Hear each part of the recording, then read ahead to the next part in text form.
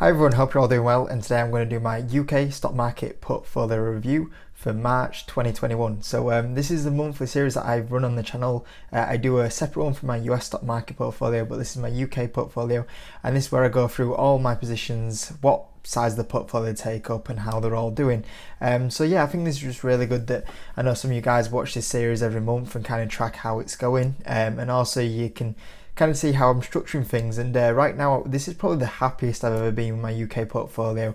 There's not much I want to change, and I think the great thing as well is, like, for you guys that might be new to this series, is that this is a portfolio I started about a year ago now, or coming up to a year.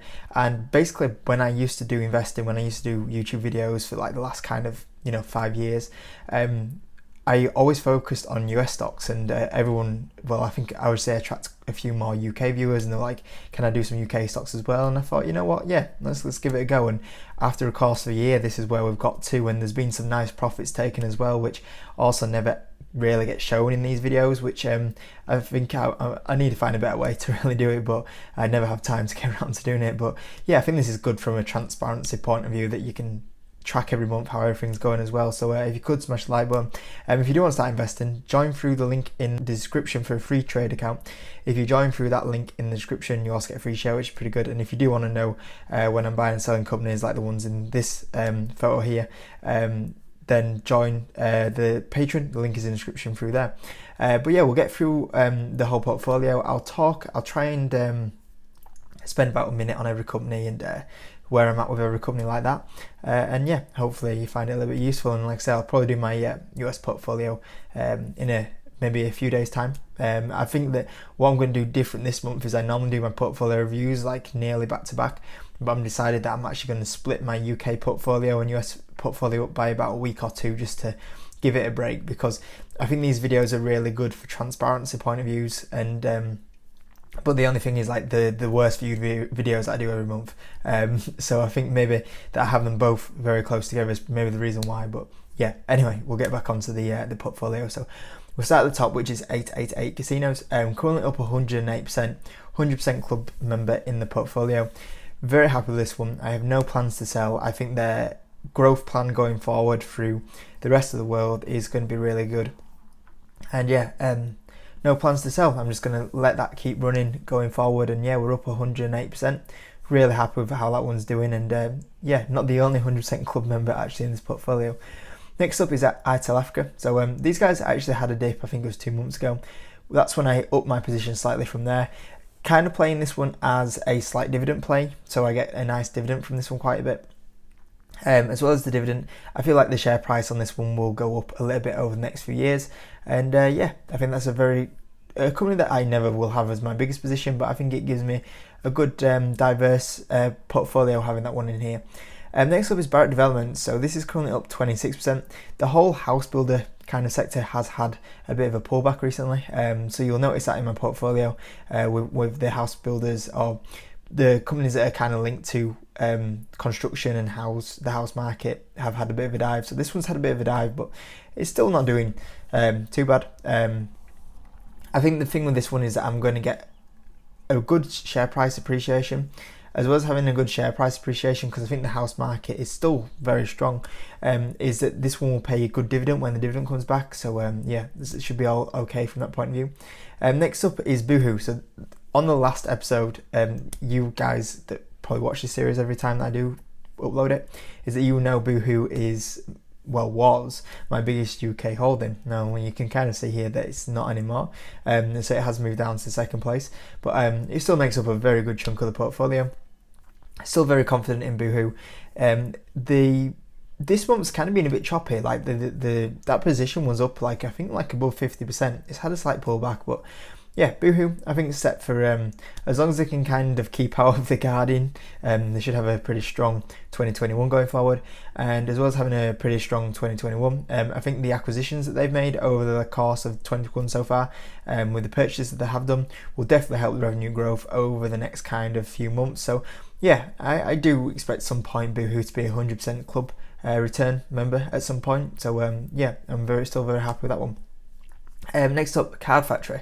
So this is kind of like the most riskiest play in here. There is the little side of that, hey, this has a lot of debt issues. It could go bankrupt.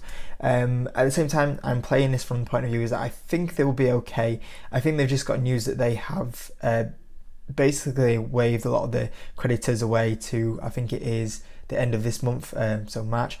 And basically they will open back up again in April, so they are pretty close to kind of opening back up. And if they open back up, money comes in, they can start getting a bit of money to not worry about these creditors and paying off debts and landlord fees and stuff like that. So I think they're only nearly 1 month, 2 months away from being like, hey, the risk of this going bankrupt is gone now.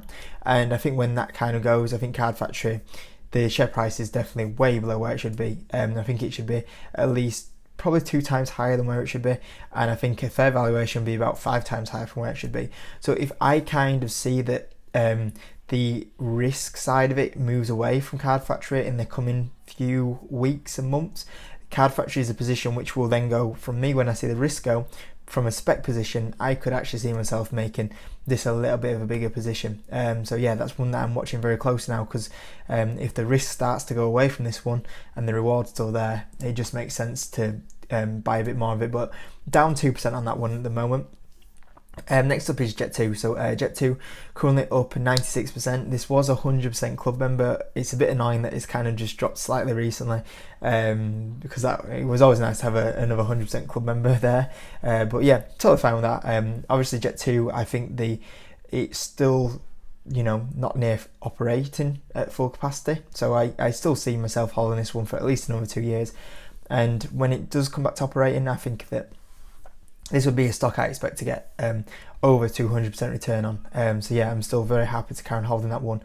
Greggs has been doing quite well. I think they have a trading update very soon. But yeah, it's doing quite well. I think that how well the stock's performed, considering that they are not anything.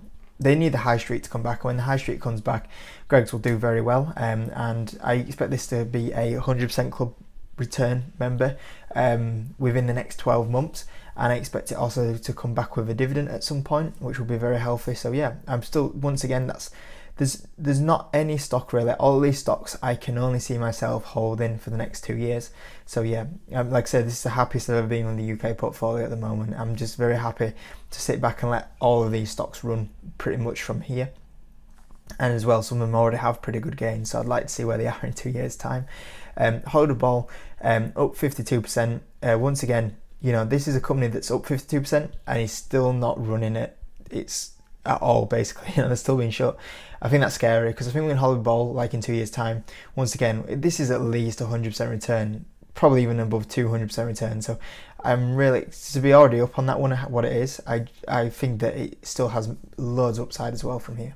JD Sports, these guys are doing really well. To say that they had a lot of the shops closed, the online sales for this company is fantastic, and basically JD Sports is basically the model of like how you should run a high street company. And yeah, I'm really happy that one. We're up 51%, and yeah, that should carry on doing very well going forward. Legal & General, I don't expect this one to have loads of share price gain. It's very much like an Airtel Africa. I'm not really expecting loads of share price gain, but I'm already happy. I'm up 29% on that one. I think I get about an 8% dividend yield off that. So I'm mostly in this for like a dividend, and a bit of share price. So yeah, I'm happy to collect a bit of share price, and 29% already I'm very happy with, but the dividend yield is definitely something that I really do like. And yeah, the next one is National Express. We're a 100% club member. We're currently up 131% on that one, and once again, like they're basically not operating, so who knows what's going to happen to that share price once we get some operating numbers out. Like that National Express, I think, could actually turn out to be the best performer in this portfolio in the next 2 years. So yeah, that could be at least a 200% return in the next 12 months. Could be even a little bit more than that. So we'll see what happens. Rightmove down 2%. So yeah, this is a company that's moved into the negative since the last portfolio review. interesting because it's, once again, we're talking about the house builders. It's kind of tied with the house builders, and everything in the house building industry seems to be performing pretty strong. So I don't know why it's kind of moving down, but this could be one that I pick a few more shares up because I do really like the company, and I think the housing market's still very strong at the moment. And there we go, the new biggest position in the UK portfolio. I have bought this very heavy over the month of February. When I make my free UK stocks to buy series, I normally give you a little hint what I'm looking to buy over the course of the month.